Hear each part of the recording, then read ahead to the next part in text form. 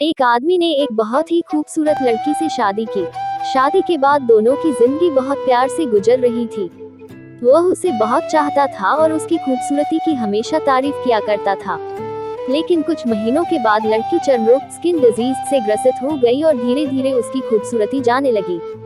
खुद को इस तरह देख उसके मन में डर समाने लगा कि यदि वह बदसूरत हो गई तो उसका पति उससे नफरत करने लगेगा और वह उसकी नफरत बर्दाश्त नहीं कर पाएगी। इस बीच एक दिन पति को किसी काम से शहर से बाहर जाना पड़ा। काम खत्म कर जब वह घर वापस लौट रहा था, उसका एक्सीडेंट हो गया। एक्सीडेंट में उसने अपनी दोनों आंखें खो दी, लेकिन इसके बावजूद भी उन दोनों की जिंदगी सामान्य तरीके से आगे बढ़ती रही।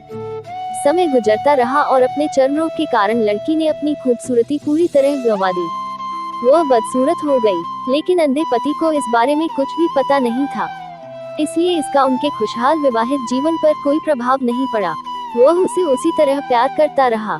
एक दिन उस लड़की की मौत हो गई। पति अब अकेला हो गया था। वह बहुत दुखी था। वह उस शहर को छोड़कर जाना चाहता था। उसने अंतिम संस्कार की सारी क्रियाविधि पूर्ण की और शहर छोड़कर जाने लगा। तभी एक आदमी ने पीछे से उसे पुकारा और पास आकर कहा, अब तुम बिना सहारे के अकेले कैसे चल पाओगे?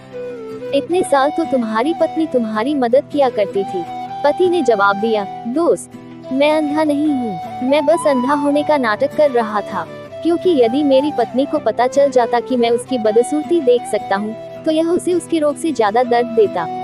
इसलिए मैंने इतने साल अंधे होने का दिखावा किया। वह बहुत अच्छी पत्नी थी, मैं बस उसे खुश रखना चाहता था। सीख, खुश रहने के लिए हमें भी एक दूसरे की कमियों के प्रति आंखें बंद कर लेनी चाहिए और उन कमियों को नजरअंदाज कर देना चाहिए।